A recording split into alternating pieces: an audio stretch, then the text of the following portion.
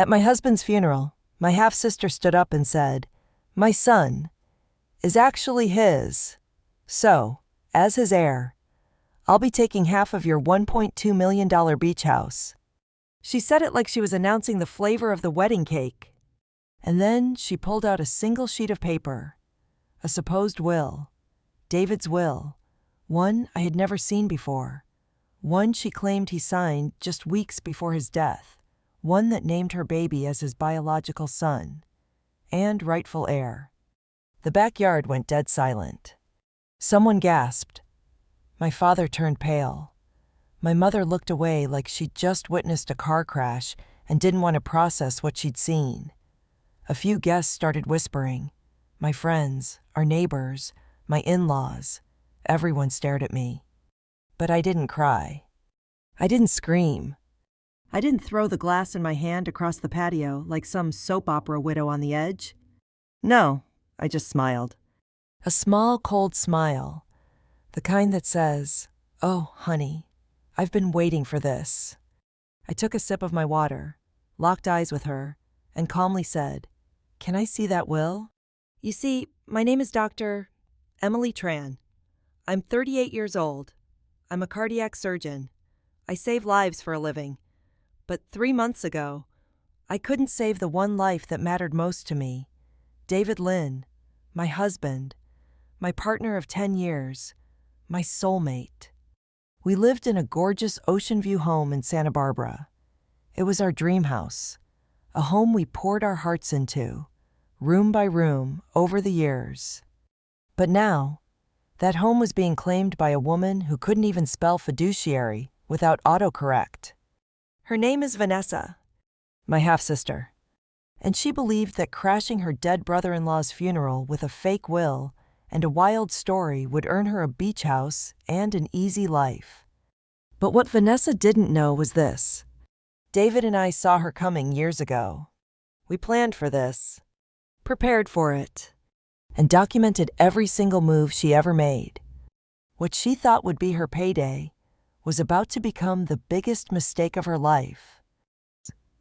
Before we dive into how I dismantled her lies, one document at a time, and trust me, it gets good, I want to take a second to say this. If you've ever had a toxic family member try to take advantage of your grief, your trust, or your generosity, please like this video and subscribe. I'm sharing this story because I know I'm not alone, and because there's power in preparation, power in knowing your rights, power in staying calm when they expect you to break. So now, let me take you back to the beginning. Back before the funeral. Back before the betrayal. Back to the life David and I built, one that looked perfect from the outside, but was tested in ways most couples can't imagine. We met 12 years ago. I was a second-year resident in cardiothoracic surgery, exhausted, underpaid, running on coffee and sheer adrenaline. He was a biomedical engineer, developing heart valve technology at a private medtech startup in San Francisco. We met at a medical fundraiser for underserved communities. I was giving a short presentation on surgical access, and he was one of the keynote sponsors. After my talk, he walked right up to me, handed me a glass of wine, and said, "You make saving lives sound like poetry." It was cheesy, but I smiled anyway. He had this quiet charisma, sharp suit, easy voice, eyes that paid attention when you spoke. A week later, we had dinner. A month after that, we were inseparable. 2 years later, we got married on the cliffs above the Santa Barbara coastline. We bought the beach house together well. David paid the down payment. I handled the renovations. That was always our balance. He handled the structure. I brought the soul. We were a team, in every sense of the word, except one. We couldn't have children, and that nearly broke us. We tried. Believe me, we tried everything. Natural cycles, medication, IUI, IVF, 4 rounds, 4 failures, $40,000 gone. Each test result another knife to the chest. Eventually, David sat me down and said, "Maybe it's just us, Em. Maybe we're the family." And I agreed. We rebuilt our life, focused on our work, our relationship, traveled, laughed, made new dreams. Not lesser dreams, just different ones. Then, 2 years ago, Vanessa reappeared. My half-sister. We share a father. She was always the wild one. High school dropout turned lifestyle blogger with zero income and endless drama. We weren't close. But David, ever the optimist, told me to give her another chance. She's family, he said. People grow up. Spoiler, they don't. She showed up pregnant, said the father. A bartender named Hector bailed on her, said she had nowhere to go, that she was turning her life around, that this baby was going to be her fresh start. So I let her in. Let her cry on my shoulder, gave her a baby shower, took her to appointments when she couldn't drive. I even paid her hospital bills when she got denied by insurance. And when her son was born, Lucas, I knit him a tiny blue sweater and held him like he was my own blood. Because, at the time, I thought he was... Turns out he wasn't just my blood. She was planning something bigger, something disgusting. And she waited until David was dead to make her move. But she messed with the wrong widow. And the wrong will. After the funeral fiasco and that fake will stunt, people assumed I'd fall apart, that I'd spiral, that grief and shock would swallow me whole. But what they didn't realize was that David and I had already been through hell together. This wasn't the first betrayal we'd faced, just the most public. To understand why I didn't crumble, you need to understand the foundation David and I built. We weren't just in love. We were battle-tested, weathered, and still standing. Our marriage wasn't perfect. No relationship is.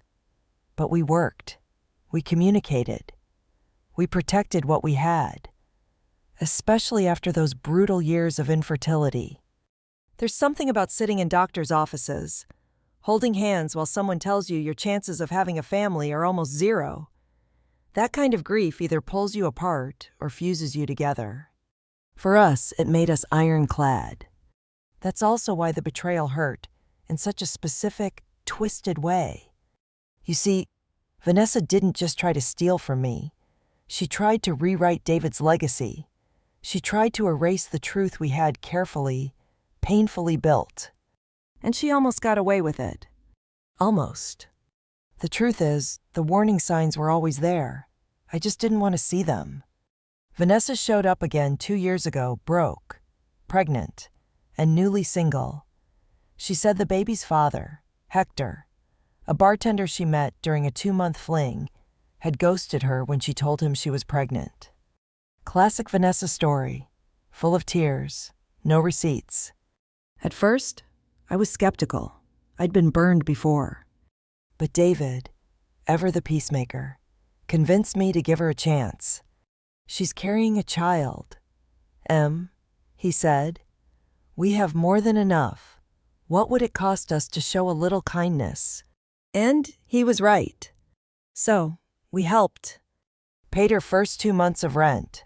Set up a doctor's appointment. I even connected her with a therapist specializing in single mothers. She came to family dinners. I took her shopping for baby clothes. David drove her to an ultrasound appointment once when I had to work late. That moment, now, sticks with me. He came home quiet that night. Not sad. Just distracted. I asked how it went. He said fine. That she seemed excited. That the baby was healthy. I didn't push. Now I wish I had. Back then, I chalked it up to emotional exhaustion. We'd been through so much. I figured he was just processing. Turns out, he was already uneasy, but he didn't want to hurt me. Vanessa gave birth a few months later, a little boy named Lucas. 8 pounds, healthy, big eyes, loud lungs. She called me first, said, "He's here. You're an auntie." And I cried. Not because I thought he was mine in some blood connection way, but because I believed I'd earned that title. I believed I'd earned that trust. I brought handmade blankets, tiny sweaters, cooked freezer meals, rocked him to sleep when she said she was too tired. I wasn't just helping, I was bonding, I was caring, I was loving him. And somewhere in the middle of all that, Vanessa was planning. I didn't know it yet, but she'd started planting the idea that David was acting too involved, too attentive, that something might have happened between them. She told a friend that David always looked at her a certain way, that he cared about Lucas more than an uncle should. That friend Jenna was at the birthday party where she made her announcement. I didn't recognize her at the time, but later, her name came up again. Vanessa had been whispering for months, spreading tiny rumors, setting up the story. So when David died, when he was suddenly gone in a hit-and-run accident on his way home from a conference, she saw her opening. No witness, no rebuttal, just a widow too heartbroken to think clearly. And she pounced. But here's what she didn't count on. David wasn't just a brilliant man. He was meticulous. And he didn't trust Vanessa. Not after the night she made a pass at him. Yeah, that happened. She flirted, touched his arm, laughed a little too loud at a joke that wasn't funny. He told me about it that same night. He was uncomfortable, embarrassed, and protective. I believed him instantly, because David never lied to me. He said, "I think she's testing boundaries." And I remember laughing awkwardly, brushing it off, saying, "She's just insecure." But that wasn't the only time. There were texts, uninvited pop-ins at David's office, subtle digs at me when we were all together. Once, she even joked that if things didn't work out between us, she'd be next in line. That one, David shut down immediately. He didn't laugh. He didn't entertain it. He just said, "You're not funny. Don't ever say that again." After that, we started pulling away. Slowly, politely. We stopped inviting her to every dinner. We canceled last minute, claimed work, illness, whatever we needed to keep distance without causing a scene. But even with the distance, she didn't stop. She just got sneakier. And then came David's surgery. He had been experiencing chronic pain. Nothing urgent, but it needed to be dealt with. His urologist diagnosed a varicocele, basically enlarged veins in the scrotum that were causing him discomfort. The procedure was outpatient, minor, but during the consult, the doctor suggested adding a vasectomy, said it would prevent future complications and help with long-term quality of life. It wasn't an easy decision, especially considering our history with infertility. But we agreed. And 2 years before Lucas was born, David underwent the procedure. Vasectomy. Permanent. Verified. And we told no one. Because our fertility journey had been public enough, our hearts had been picked apart by people who meant well, but asked all the wrong questions. When are you trying again? Have you considered adoption? Maybe just relax and it'll happen. No, we were done sharing. So we kept it private. Just me, just David, just his doctors. Which meant, when Vanessa stood there holding that fake will, claiming David was Lucas's father, I knew without a shadow of a doubt that she was lying. And she had no idea I could prove it. The moment Vanessa made her announcement at the birthday party that David was the father of her son and that she had a will to prove it was the moment everything shifted. Up until then, she'd been subtle, slippery, manipulative, sure, but behind closed doors, quiet enough that people gave her the benefit of the doubt. Not anymore. This was public. And it wasn't just her claim that landed like a grenade. It was how she delivered it. She stood in front of our family, holding Lucas on her hip like a shield. Her voice trembled just enough to seem genuine. Her dress was new, hair freshly done. She looked like she was auditioning for sympathy. "My son," she said, "deserves what David would have given him in life. This house, this legacy, it should be shared." I didn't say a word. I let the silence stretch, Let the discomfort settle over everyone like a weighted blanket no one could throw off. Then I smiled and asked, "Can I see that will?" Her face twitched. She clearly hadn't expected that response. She was expecting tears, rage, maybe even a breakdown, but not calm. She handed me the paper. 1 page, typed, David's supposed signature at the bottom. The language was clunky, informal, not at all how he wrote legal documents, and the formatting completely off. I'd seen David's real will. I knew what it looked like. It had been drafted by his attorney, James Wilson, a meticulous man who didn't even allow typos in email.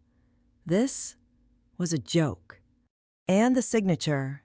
Close, but not close enough. The A in his name always looped higher than the D. On this paper, it was reversed, and the tail at the end of his last name had an extra curve, something he'd never added.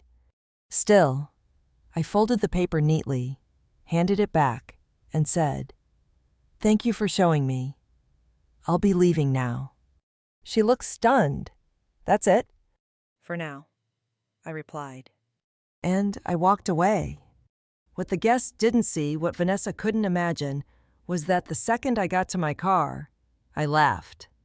Not because it was funny, but because it was so outrageously pathetic that my body didn't know whether to cry, scream, or collapse. So it laughed. And that's when I knew. It was time to end this. I drove straight to the bank. Inside the safety deposit box David and I had opened 2 years ago was everything I needed. The notarized will, the medical records confirming his vasectomy, a printed copy of the journal he kept, documenting every inappropriate interaction Vanessa had initiated over the years, text messages she had sent him, screenshots, even a video recording of her showing up at his office uninvited, caught by the security cameras. And beneath it all, a sealed envelope with my name written in David's handwriting. Inside was a letter. "If you're reading this," it began, "then something happened to me, and you're facing exactly what I feared might come." He had written it as insurance, protection, just in case. I never touched her. Emily, I swear on our marriage, on our life together. I never crossed that line. But I've seen the way she looks at me, heard the things she says when you're not in the room. If anything ever happens to me and she tries to twist the narrative, please, don't doubt me. I read that letter 3 times. Then I called James, David's attorney. He met me the next morning in his downtown office. I handed him the fake will and the real one, side by side. He didn't even need 10 seconds. "This is a forgery," he said, adjusting his glasses. "Amateurish. The language is inconsistent with our templates. The signature won't pass forensic analysis. And legally, it wouldn't hold up for 5 minutes." Good. That confirmed what I already knew. But I didn't want revenge based on emotion. I wanted the truth to be bulletproof.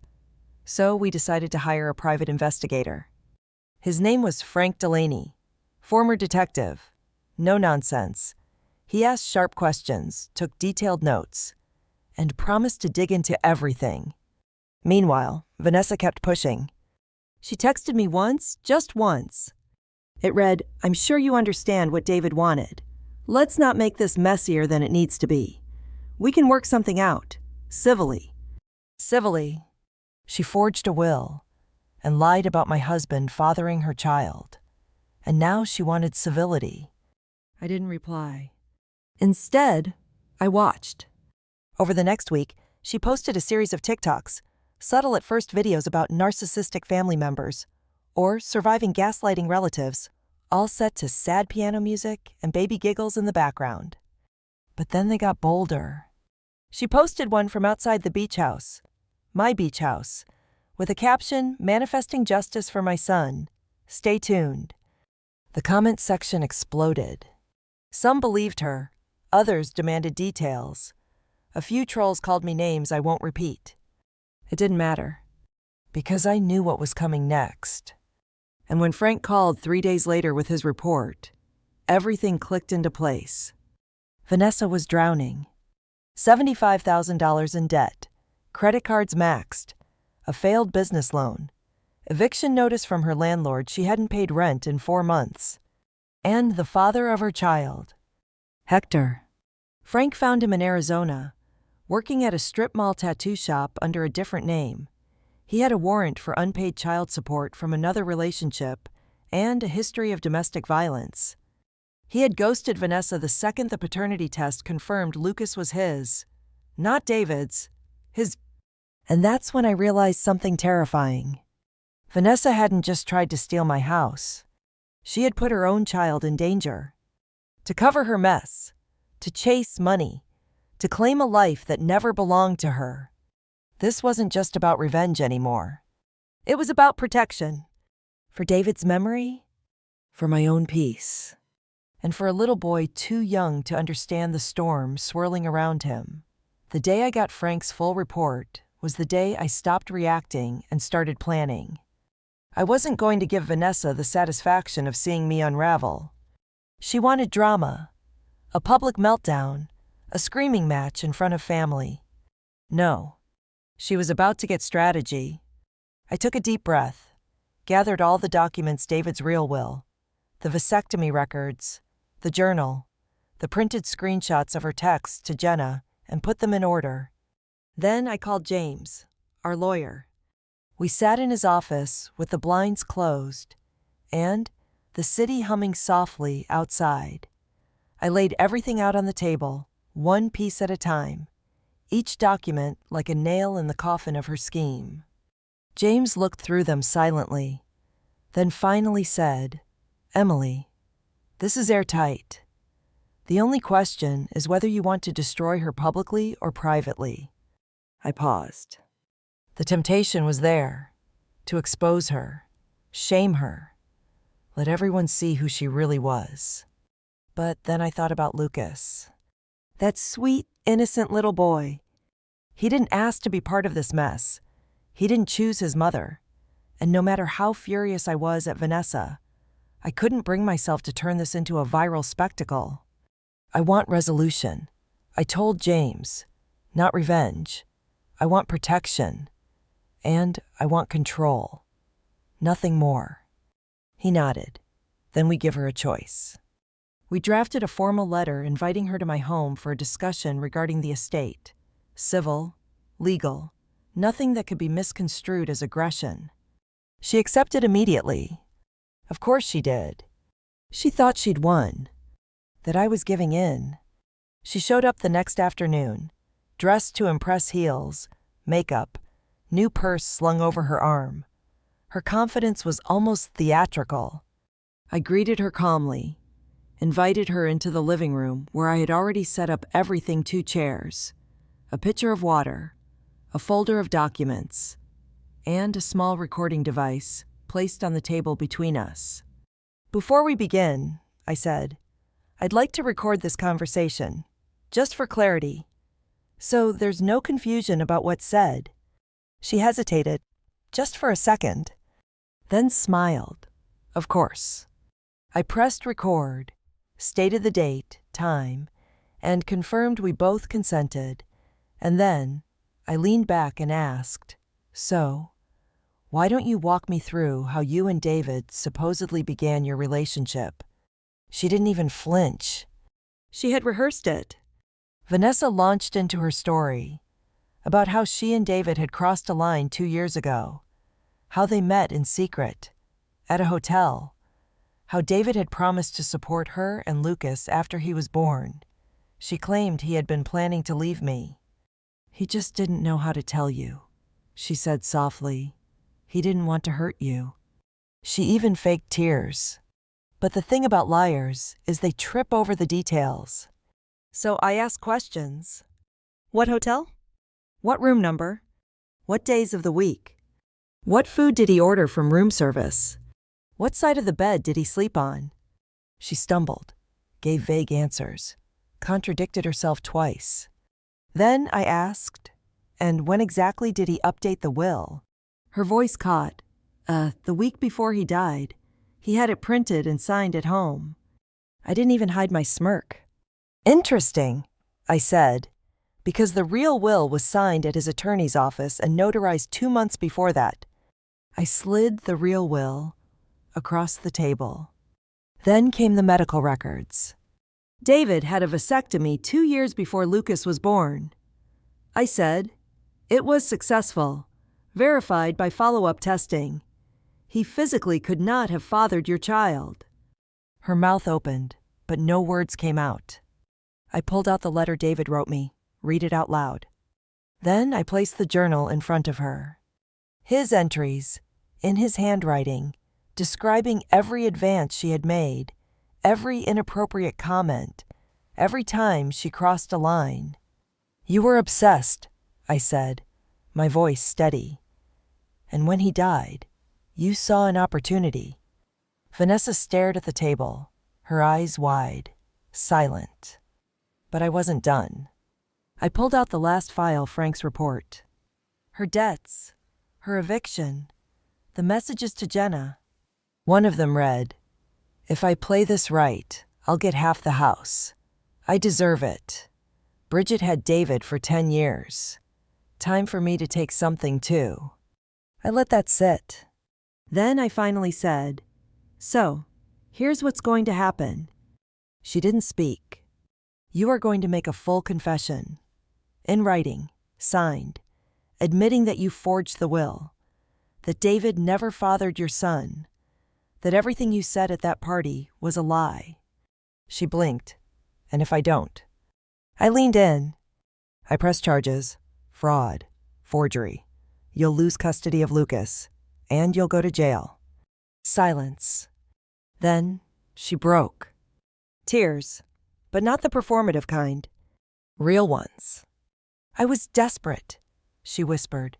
I didn't know what else to do. I didn't comfort her. I didn't soften. I simply said, and now you're going to fix it. That night, James drafted the agreement. She would publicly retract every lie, apologize, and in return, I would set up a trust fund for Lucas strictly monitored for his medical needs and education. But Vanessa, she would get nothing. No money, no house, no claim. Only consequences. And maybe, if she did the work, redemption. The next step wasn't loud. It wasn't flashy.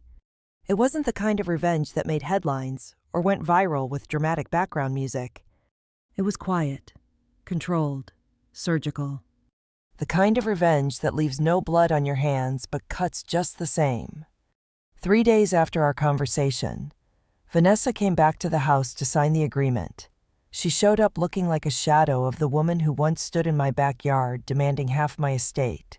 No makeup, no heels, just a hoodie and sandals, shoulders slouched, hands shaking. She sat at the same chair across from me, but this time she didn't look up. James was there, as was a neutral third-party witness. The documents were already printed. Her confession was written in plain language, no wiggle room, no legal loopholes. I, Vanessa Tran, admit that the will I presented was fraudulent, that David Lynn was not the father of my son, and that my claims were knowingly false and intended for financial gain. She read it once, then signed. I watched her hand tremble as she did it. Afterward, she slid the paper back and whispered, "Now what?" "Now," I said, "you make it right." The family dinner was scheduled for that weekend. I arranged it like a ceasefire summit.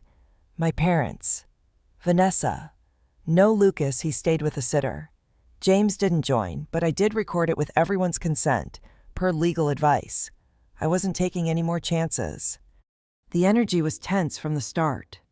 My mother brought lasagna. My father avoided eye contact. Vanessa kept her eyes fixed on her plate. Once we were all seated, I turned on the recorder and said, "There's something Vanessa would like to share with all of you." Silence. My parents turned to her. She looked up, took a breath, and said, "I lied. About everything. David and I never had a relationship. He never fathered my son. The will I brought to the party was fake. I had it made with the help of a friend. I was in debt. I was scared and I wanted the house, so I made it up. My mother gasped. My father stared at her like she'd grown a second head. Why would you do something like that? He asked. Vanessa choked out, because I thought I had no other options, because Emily had everything and I had nothing, because I was stupid and selfish and thought I could fake my way out of drowning. My mother covered her mouth. I stayed quiet. I wanted them to hear it from her. But, of course, my mother turned to me. You're not going to press charges, are you? She could have. Vanessa cut in before I even had to answer. She had every right to. But instead, she offered a deal. For Lucas, she's setting up a trust. She made conditions. Counseling, employment, boundaries. I accepted. And I'm going to follow through. My father nodded slowly, processing. My mother, on the other hand, looked shattered, not angry at Vanessa, just broken by the image of her family finally, undeniably, cracked. You've always competed with Emily, she whispered, even when you were kids. But this was too far. Vanessa didn't argue. She just said, I know. The rest of dinner was quiet, mostly awkward small talk and silent chewing. But as they were leaving, my father pulled me aside. I'm proud of you, he said. David would be too. That hit harder than I expected. Not because I needed the validation, but because, for once, someone had said it out loud. For once, someone saw the work I had done, the restraint I had shown, the fight I had quietly fought. After that, the terms of the agreement took effect. Vanessa started therapy the next week, twice-a-week sessions, with quarterly reports sent directly to James's office. She got a job, nothing fancy, just an admin role at a local dental clinic, but it was steady. It came with health insurance, and for the first time in years, she had a routine. The trust for Lucas was created 2 weeks later. I contributed $50,000 up front, with yearly audits and legal oversight, to ensure it was used strictly for education and medical expenses. Not $1 could be withdrawn without court approval. I wasn't doing it for Vanessa. I was doing it for the child she had almost sacrificed to save herself. The apology post went live shortly after. A short video, posted on her TikTok and Instagram, where she said, I owe you the truth. I made a false claim about a family member who passed away. I lied to people I love. I caused pain to someone who never deserved it. I'm taking steps to rebuild what I broke. And I'm truly sorry. The internet responded the way it always does. Some people forgave. Some mocked. Some moved on. But I didn't care about the internet. I cared about closure. And in the weeks that followed, I found it in unexpected places. One of David's old colleagues reached out, invited me to dinner. We talked about David's early career, his impossible optimism, the way he always remembered people's names, even the janitor at his building. My old roommate from med school flew in for a weekend just to sit with me. We didn't talk about the drama. We just watched movies and made popcorn. And on one of those quiet mornings, coffee in hand, ocean breeze coming through the kitchen window, I realized something. Vanessa's story didn't end mine. It clarified it. It sharpened the edges of who I am and what I will and will not tolerate. I will not apologize for protecting myself. I will not downplay what was done to me. And I will never, ever let someone rewrite my history because they couldn't handle their own. The fallout didn't happen all at once. It was slow, measured, like the final drops of a storm that had already done its damage. Vanessa didn't disappear, but she did go quiet. The apology video simmered for a few days online, then faded into the algorithm like everything else. Her follower count dropped. Brand partnerships vanished. No one wanted to work with someone who faked a will and weaponized a child. That dream she had of being an influencer, gone. But honestly, that wasn't the consequence that mattered most. The real shift happened offline. At family events, people stopped treating her like the center of gravity. My mother no longer defended her instinctively. My father stayed neutral but firm supportive of Lucas, respectful to Vanessa, but no longer blind. And for the first time in a very long time, I felt seen. It wasn't about revenge anymore. It was about clarity and boundaries. Vanessa followed through on the agreement. She stayed in therapy, got promoted at the clinic twice. I never congratulated her, and she never expected me to. That was our silent deal. We coexisted, cordial, careful. As for Lucas, he thrived. He was 3 now, curious, loud, completely unaware of the chaos that had surrounded his early years.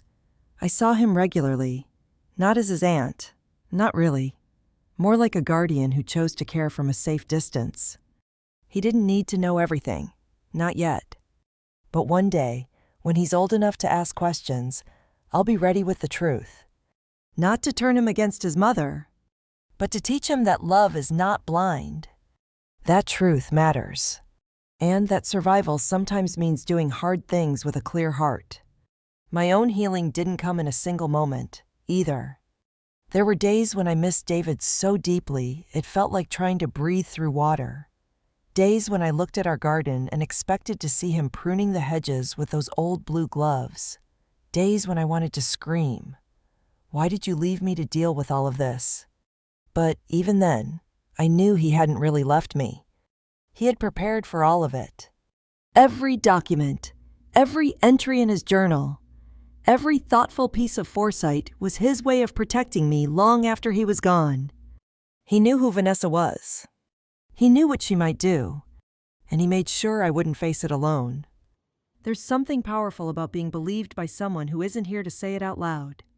David believed me before I even knew I needed to be defended. That's a kind of love you don't recover from, but you do learn to live with it, carry it, let it guide you. 1 year after David's death, I stood barefoot in our garden, watching the daffodils bloom. He had planted them the fall before, just before that final business trip. I remember him on his knees in the dirt, wearing those faded blue gloves, teasing me for never watering anything. He said, "They'll come up when you need color the most." And he was right.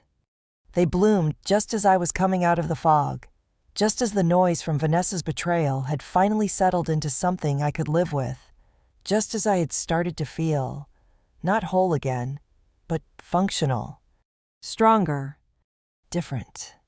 Not broken, but reshaped.